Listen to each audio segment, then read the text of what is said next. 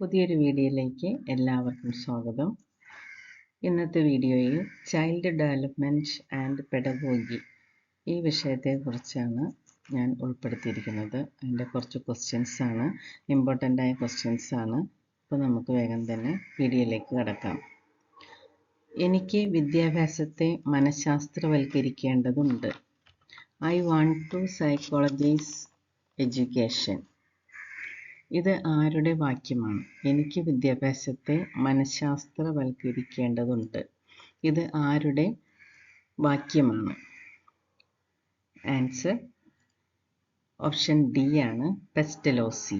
പെസ്റ്റലോസിയാണ് പറഞ്ഞിരിക്കുന്നത് എനിക്ക് വിദ്യാഭ്യാസത്തെ മനഃശാസ്ത്രവൽക്കരിക്കേണ്ടതുണ്ട്. അപ്പോൾ നമ്മൾ ഈ ഓരോ ക്വസ്റ്റ്യൻസും പഠിച്ച് വേണം മുന്നോട്ട് പോകാൻ കേട്ടോ. അപ്പോൾ അത് നമുക്ക് ബേർഡനായിട്ട് വരില്ല. അപ്പോൾ എനിക്ക് വിദ്യാഭ്യാസത്തെ മനഃശാസ്ത്രവൽക്കരിക്കേണ്ടതുണ്ട് എന്ന് പറഞ്ഞത് പെസ്റ്റലോസിയാണ്. അടുത്തത് വിമർശനാത്മക ബോധനവുമായി ക്രിട്ടിക്കൽ പെഡഗോഗി ബന്ധപ്പെട്ട ഗ്രന്ഥം താഴെ പറയുന്നതിൽ ഏതാണ്? വിമർശനാത്മക ബോധനവുമായി ബന്ധപ്പെട്ട ഗ്രന്ഥം താഴെ പറയുന്നതിൽ ഏതാണ്? ആൻസർ ഓപ്ഷൻ ബി ആണ്, pedagogy of the oppressed. Pedagogy of the oppressed. വിമർശനാത്മക ബോധനവുമായി ക്രിട്ടിക്കൽ പെഡഗോഗിയുമായി ബന്ധപ്പെട്ട ഗ്രന്ഥം താഴെ പറയുന്നതിൽ ഏതാണ്? Pedagogy of the oppressed. അടുത്തത് ജന്തുക്കളെയും സസ്യങ്ങളെയും തിരിച്ചറിഞ്ഞ് വർഗീകരിക്കാനുള്ള വൈഭവം ബഹുമുഖ ബുദ്ധി അല്ലെങ്കിൽ മൾട്ടിപ്പിൾ ഇൻ്റലിജൻസ് പ്രകാരം ഏത് ബുദ്ധി മേഖലയിലാണ് പെടുക? ജന്തുക്കളെയും സസ്യങ്ങളെയും തിരിച്ചറിഞ്ഞ് വർഗീകരിക്കാനുള്ള വൈഭവം ബഹുമുഖ ബുദ്ധി പ്രകാരം ഏത് ബുദ്ധി മേഖലയിലാണ് പെടുക? ആൻസർ ഓപ്ഷൻ സി ആണ്, പ്രകൃതിപര ബുദ്ധി, നാച്ചുറലിസ്റ്റിക് ഇൻ്റലിജൻസ്. അപ്പോൾ ജന്തുക്കളെയും സസ്യങ്ങളെയും തിരിച്ചറിഞ്ഞ് അത് കാറ്റഗറൈസ് ചെയ്യാനുള്ള വൈഭവ ബഹുമുഖ ബുദ്ധി ഏത് ബുദ്ധിമേഖലയിലാണ് പെടുക എന്ന് ചോദിച്ചാൽ പ്രകൃതിപരമായ ബുദ്ധി, നാച്ചുറലിസ്റ്റിക് ഇൻ്റലിജൻസിലാണ് പെടുന്നത്. അടുത്തത് ഒരു കുട്ടി തൻ്റെ സഹപാഠികളോടും സ്കൂളിൽ പൊതുവേയും ആക്രമണോത്സുകമായാണ് പെരുമാറുന്നത്. ഈ കുട്ടിക്ക് ഏത് മേഖലയിലാണ് സഹായം വേണ്ടിവരിക? ഒരു കുട്ടി തൻ്റെ സഹപാഠികളോടും സ്കൂളിൽ പൊതുവേയും ആക്രമണോത്സുകമായാണ് പെരുമാറുന്നത്. ഈ കുട്ടിക്ക് ഏത് മേഖലയിലാണ് സഹായം വേണ്ടിവരിക? ആൻസർ ഓപ്ഷൻ എ ആണ്, വൈകാരിക മേഖലയിൽ. അടുത്തത് പ്രത്യേക തൊഴിൽ മേഖലയിലേക്കും മറ്റും തിരഞ്ഞെടുക്കുന്നതിനായി നടത്തുന്ന അഭിരുചി നിർണയ പരീക്ഷയുടെ അല്ലെങ്കിൽ ആപ്റ്റിറ്റ്യൂഡ് ടെസ്റ്റിൻ്റെ പേരെന്ത്? പ്രത്യേക തൊഴിൽ മേഖലയിലേക്കും മറ്റും തിരഞ്ഞെടുക്കുന്നതിനായി നടത്തുന്ന അഭിരുചി നിർണയ പരീക്ഷയുടെ പേരെന്ത്? ആൻസർ ഓപ്ഷൻ ഡി ആണ്, സ്പെസിഫിക് ആപ്റ്റിറ്റ്യൂഡ് ടെസ്റ്റ് അല്ലെങ്കിൽ സാറ്റ് എന്ന് പറയും. സ്പെസിഫിക് ആപ്റ്റിറ്റ്യൂഡ് ടെസ്റ്റാണ് പ്രത്യേക തൊഴിൽ മേഖലയിലേക്കും മറ്റും തിരഞ്ഞെടുക്കുന്നതിനായി നടത്തുന്ന അഭിരുചി നിർണയ പരീക്ഷയുടെ പേര്. അപ്പോഴും മാറ്റ് അല്ലെങ്കിൽ മെക്കാനിക്കൽ ആപ്റ്റിറ്റ്യൂഡ് ടെസ്റ്റ്, ക്യാറ്റ് അല്ലെങ്കിൽ ക്ലറിക്കൽ ആപ്റ്റിറ്റ്യൂഡ് ടെസ്റ്റ്, ഡാറ്റ് അല്ലെങ്കിൽ ഡിഫറൻഷ്യൽ ആപ്റ്റിറ്റ്യൂഡ് ടെസ്റ്റ്. ഈ 3 കാര്യങ്ങളെക്കുറിച്ച് അടുത്ത ക്ലാസ്സിൽ ഞാൻ പറയാം. അടുത്തത് താഴെ കൊടുത്തിരിക്കുന്നതിൽ ഏതാണ് സർഗാത്മകതയുടെ അടിസ്ഥാന സ്വഭാവം? സർഗാത്മകത എന്ന് പറഞ്ഞാൽ എന്താണ്? ക്രിയേറ്റിവിറ്റി. അപ്പോൾ ക്രിയേറ്റിവിറ്റിയുടെ ബേസിക് ആയിട്ടുള്ള ക്യാരക്ടർ എന്താണെന്നാണ് താഴെ കൊടുത്തിരിക്കുന്നതിൽ ചോദിച്ചിരിക്കുന്നത്. ആൻസർ ഓപ്ഷൻ ഡി ആണ്, വ്യതിചലിത ചിന്ത, ഡൈവർജൻ്റ് തിങ്കിങ് ആണ്. വ്യതിചലിത ചിന്തയാണ് സർഗാത്മകതയുടെ അടിസ്ഥാന സ്വഭാവം. ക്രിയേറ്റിവിറ്റിയുടെ ബേസിക് ക്യാരക്ടർ എന്താണ്? Divergent thinking. അടുത്തത് സംഘചർച്ച, ഗ്രൂപ്പ് പ്രോജക്റ്റ്, റോൾ പ്ലേ തുടങ്ങിയവയിലൂടെ പഠനം ഡാഷാണ് എന്ന് തെളിയുന്നു. സംഘചർച്ച, ഗ്രൂപ്പ് പ്രോജക്റ്റ്, റോൾ പ്ലേ തുടങ്ങിയവയിലൂടെ പഠനം ഡാഷാണ് എന്ന് തെളിയുന്നു. തുടങ്ങിയവയിലൂടെയുള്ള പഠനം ഡാഷാണ് എന്ന് തെളിയുന്നു. അതാണ് അവിടെ മീൻ ചെയ്യുന്നത്. അപ്പോൾ ആൻസർ ഓപ്ഷൻ സി ആണ്, സാമൂഹിക പ്രക്രിയ. സാമൂഹിക പ്രക്രിയ. സോഷ്യൽ ആക്ടിവിറ്റിയാണ്. സംഘമായിട്ട് ചർച്ച ചെയ്യുക, ഗ്രൂപ്പ് പ്രോജക്റ്റ്, റോൾ പ്ലേ. അവയിലൂടെയുള്ള പഠനം ഏതാണ്? സാമൂഹിക പ്രക്രിയയ്ക്ക് ഉദാഹരണമാണ്. അടുത്തത് ദൃശ്യ ശ്രവ്യ ഉപാധികൾ, മറ്റ് സങ്കേതങ്ങൾ അവസരോചിതമായി ഉപയോഗിക്കുന്ന ക്ലാസ്സിലെ കുട്ടികൾക്ക് താഴെ പറയുന്ന ഏത് കാര്യമാണ് പ്രയോജനപ്പെടുക?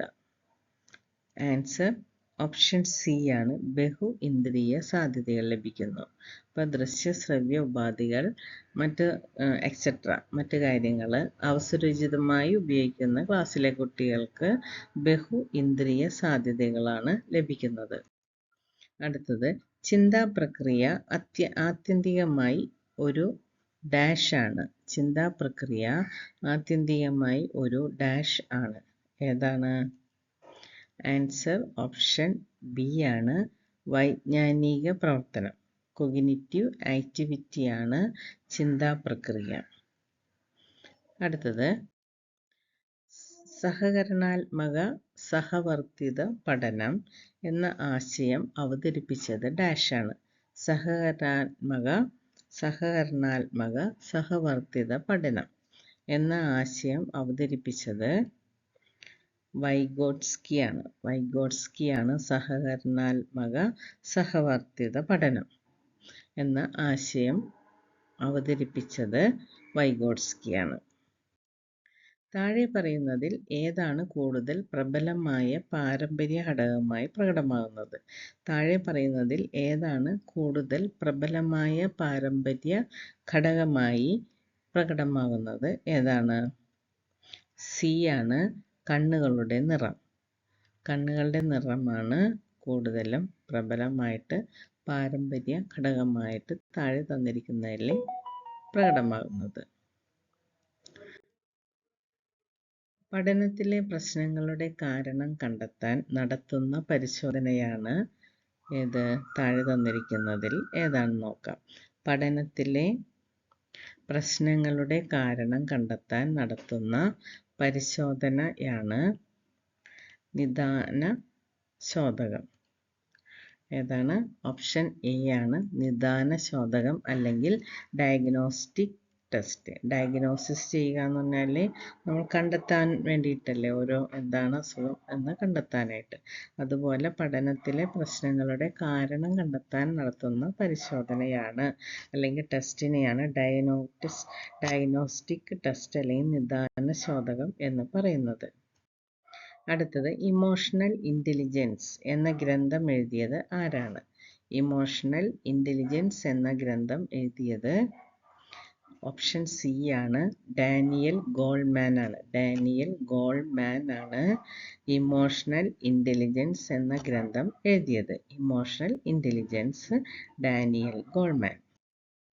താഴെ പറയുന്നതിൽ പ്രശ്ന പരിഹരണത്തിൻ്റെ ആദ്യഘട്ടമായി പരിഗണിക്കുന്നത് ഏതിനെയാണ്? താഴെ പറയുന്നതിൽ പ്രശ്ന പരിഹരണത്തിൻ്റെ ആദ്യഘട്ടമായി പരിഗണിക്കുന്നത് ഏതിനെയാണ്? പ്രോബ്ലം സോൾവിങ്ങിൻ്റെ ഫസ്റ്റ് സ്റ്റെപ്പ് ഏതാണെന്നാണ് ചോദിച്ചിരിക്കുന്നത്. ആൻസർ ഓപ്ഷൻ സി ആണ്. പ്രശ്നം തിരിച്ചറിയൽ. അപ്പോൾ ഒരു പ്രോബ്ലം എന്താണെന്ന് ഐഡൻറ്റിഫൈ ചെയ്യുക എന്നതാണ് പ്രോബ്ലം സോൾവിങ്ങിൻ്റെ ഫസ്റ്റ് സ്റ്റെപ്പ്. മനസ്സിലായോ? നമുക്ക് ആ പ്രശ്നം എന്താണെന്ന് തിരിച്ചറിഞ്ഞാൽ മാത്രമല്ലേ അത് സോൾവ് ചെയ്യാൻ പറ്റുള്ളൂ. അപ്പോൾ അതാണ് അതിൻ്റെ ഫസ്റ്റ് സ്റ്റെപ്പ്. അടുത്തത് താഴെ പറയുന്നതിൽ വസ്തുനിഷ്ഠ ചോദ്യം ഏത്? ഒബ്ജക്റ്റീവ് ടൈപ്പ് ചോദ്യം, അതായത് കൃത്യമായിട്ടുള്ള ചോദ്യം ഏതാണ് എന്നുള്ള കൃത്യമായിട്ടുള്ള ചോദ്യം താഴെ പറയുന്നതിൽ ഏതായിരിക്കും? ആൻസർ ഓപ്ഷൻ സി ആണ്. ശരി ഓർ തെറ്റ്, ട്രൂ ഓർ ഫോൾസ്. അപ്പോൾ ശരിയോ തെറ്റോ എന്നുള്ളത് നമ്മൾ ക്വസ്റ്റ്യൻ ആൻസർ ചെയ്യാറില്ലേ, അതാണ് കറക്റ്റ് ഉള്ള ഒബ്ജക്റ്റീവ് ടൈപ്പ് ക്വസ്റ്റ്യൻ. അടുത്തത് പിയാഷെയുടെ വൈജ്ഞാനിക വികാസന സിദ്ധാന്തം അനുസരിച്ച്, കോഗ്നിറ്റീവ് ഡെവലപ്മെൻറ്റ് തിയറി അനുസരിച്ച്, ഇന്ദ്രിയ ചാലക ഘട്ടം സെൻസറി മോട്ടോർ സ്റ്റേജ് ഏത് പ്രായത്തിലാണ്? അപ്പോൾ പിയാഷെയുടെ ഇപ്പോൾ വൈജ്ഞാനിക വികാസന ഘട്ട സിദ്ധാന്തം. അപ്പോൾ വൈജ്ഞാനിക വികാസന ഘട്ട സിദ്ധാന്തം ആരുടെ എന്ന് പഠിച്ചു നമ്മൾ? ഏതാണ്? പിയാഷെ, ജീൻ പിയാഷെയുടെയാണ് കോഗ്നിറ്റീവ് ഡെവലപ്മെൻറ്റ് തിയറി അല്ലെങ്കിൽ വൈജ്ഞാനിക വികാസന ഘട്ടം. അതനുസരിച്ചിട്ട് ഇന്ദ്രിയ ചാലകഘട്ടം അതായത് സെൻസറി മോട്ടോർ സ്റ്റേജ് ഏത് പ്രായഘട്ടത്തിലാണ് ഉള്ളത്? ഏത് പ്രായത്തിലാണ്? ആൻസർ ഓപ്ഷൻ ബി ആണ്, 0 മുതൽ 2 വയസ്സ് വരെ.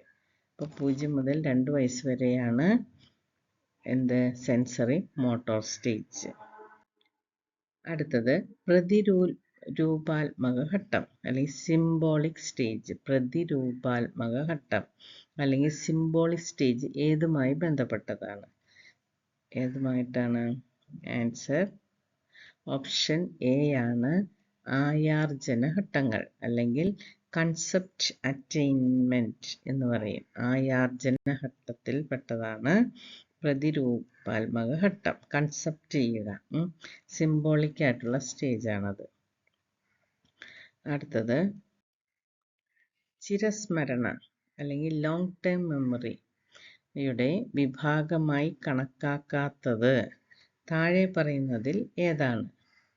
അതായത് ലോങ് ടൈം മെമ്മറിയുടെ വിഭാഗത്തിൽ കണക്കാക്കാത്തത്, അതായത് പെടുത്താത്തത് ഏതാണെന്നാണ് ചോദിച്ചിരിക്കുന്നത്. അപ്പോൾ എൻ്റെ ആൻസർ ഏതാണ്?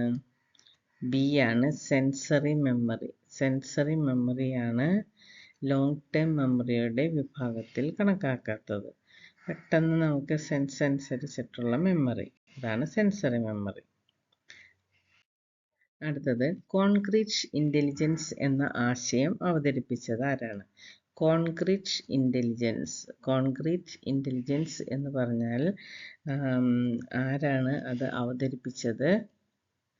തോണ്ടേക്കാണ് കോൺക്രീറ്റ് ഇൻ്റലിജൻസ് അവതരിപ്പിച്ചത്. അടുത്തത് ശബ്ദശേഖരങ്ങൾ ക്ലാസ്സിൽ ഉപയോഗിക്കുന്നത് മുഖ്യമായും പ്രയോജനപ്പെടുത്തുന്നത് ഏതുതരം കുട്ടികൾക്കാണ്? ശബ്ദശേഖരങ്ങൾ ക്ലാസ്സിൽ ഉപയോഗിക്കുന്നത് മുഖ്യമായും പ്രയോജനപ്പെടുത്തുന്നത് ഏത് തരം കുട്ടികൾക്കാണ് എന്ന് ചോദിച്ചാൽ അത് കാഴ്ച പരിമിതി ഉള്ളവർക്ക്. അപ്പോൾ ശബ്ദശേഖരങ്ങൾ ക്ലാസ്സിൽ ഉപയോഗിക്കുന്നത് കാഴ്ച പരിമിതി ഉള്ളവർക്കാണ് ഏറ്റവും കൂടുതൽ പ്രയോജനപ്പെടുന്നത്. മനസ്സിലായോ? അടുത്തത് ജൽപ്പനഘട്ടം, അതായത് ബാബ്ലിംഗ് സ്റ്റേജ് എന്ന് പറയും, ഏതുമായി ബന്ധപ്പെട്ടതാണ്? ജൽപ്പനഘട്ടം അതായത് കുട്ടികൾ പിച്ചിമ്പയൊക്കെ പറയില്ലേ, അതായത് അതും ഇതൊക്കെ പറയില്ലേ, അതാണ് ജൽപ്പനഘട്ടം. അത് ഏതുമായി ബന്ധപ്പെട്ടതാണ്? ആൻസർ ഓപ്ഷൻ ഡി ആണ്, ഭാഷണ വികാസം, സ്പീച്ച് ഡെവലപ്മെൻറ്റ്.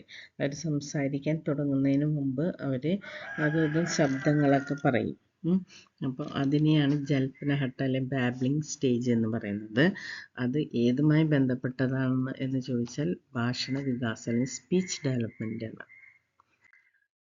PWD ആക്ട് ഏത് വിഭാഗം ആളുകളുമായി ബന്ധപ്പെട്ടതാണ്? PWD ആക്ട് ഏത് വിഭാഗം ആളുകളുമായി ബന്ധപ്പെട്ടതാണ്? ഭിന്നശേഷിക്കാരുമായിട്ട് ബന്ധപ്പെട്ടതാണ് PW ആക്ട്.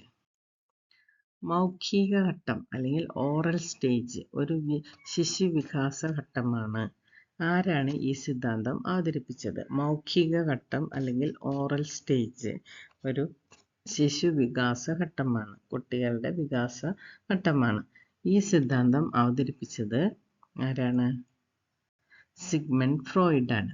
ഓപ്ഷൻ ബി ആണ്, സിഗ്മണ്ട് ഫ്രോയിഡ് ആണ് മൗഖിക ഘട്ടം അല്ലെങ്കിൽ ഓറൽ സ്റ്റേജ് അവതരിപ്പിച്ചത്. അടുത്തത് കഥകളും ആഖ്യാനങ്ങളും ശാസ്ത്ര വിഷയങ്ങളുടെ ക്ലാസ്സിൽ പോലും ഉപയോഗിക്കാവുന്ന ബോധനോപാധിയാണെന്ന് നിർദ്ദേശിച്ചത് ആര്? കഥകളും ആഖ്യാനങ്ങളും ശാസ്ത്ര വിഷയങ്ങളുടെ ക്ലാസ്സിൽ പോലും ഉപയോഗിക്കാവുന്ന ബോധന ഉപാധിയാണ്, ടീച്ചിങ് എയ്ഡ്സ് ആണ് എന്ന് നിർദ്ദേശിച്ചത് ആരാണ്?